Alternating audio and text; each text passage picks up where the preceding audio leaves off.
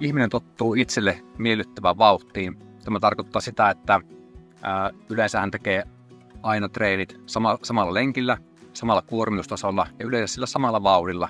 Ja sitten se voi myös siirtyä siinä kilpailuvauhtiin niin, että on semmoinen perusdiisseli, siinä ei ole niin kuin variaatiota nopeampaan eikä hitaampaan. Kehittyäkseen keho tarvitsee vaihtuvia ja erilaisia ärsykkeitä.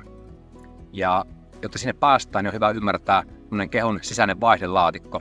Eli minä kuvaan sitä numerolla 1-6 sillä tavalla, että 1 on kaikista hitain vauhti, tarkoittaa kävelyä, ihan kevyttä hölkkää. Ja koko ajan kun mennään 2, 3, 4 ylöspäin, niin 6 on sitten ihan lyhyitä, nopeita sprinttejä, kiihdytyksiä ja puudutuksen poistajia. Tässä videossa käydään läpi polkujuoksijan peruskestävyysharjoittelua.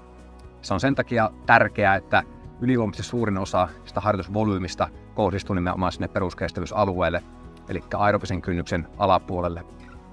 Itse toisin mukaan peruskestävyysharjoitteluun monipuolisuutta sen takia, että silloin pystytään treenaamaan enemmän ja myöskin se vammariski pienenee. Kakkostaso. Puhutaan kehittävästä peruskestävyysharjoittelusta, eli mennään jo napsu kovempaa kuin ykköstasolla, mutta kuitenkin sillä tavalla, että 3P-sääntö toteutuu, eli pitää pystyä hengittämään. Ja jos puhe alkaa tällä tavalla pätkimään tai tuntumaan raskalta, niin silloin tiedetään, että ollaan ylitetty aerobinen kynnys ja mennään liian kovaa. Monelle harrastajalle tämä kakkostaso voikin olla se kilpailuvauhti, kun mennään pitkiä polkujuoksukilpailuita. Sitten kun palataan harjoitteluun, niin sitä ykkös- ja kakkosvauhtia, sitä yleensä se yhdistyy sillä tavalla, että helpommilla osuuksilla mennään sitä ykköstä ja ylämäessä mennään kakkosta. Ja se ei ole ollenkaan vaarallista, vaan se nimenomaan tuosta monipuolista siihen harjoitteluun.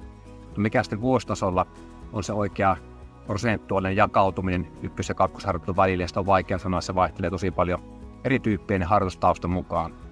Yleinen virhe on se, että kaikki harjoitukset tehdään tällä kakkostasolla ja sitten nimenomaan se niin kuin, vauhtien variaatio sieltä puuttuu. Ja kun tähän lisätään työkuorma päälle ja muu arjen kuorma, niin se väsymys iskee sitten, kun harjoittelu kumuloituu kuukausien päähän.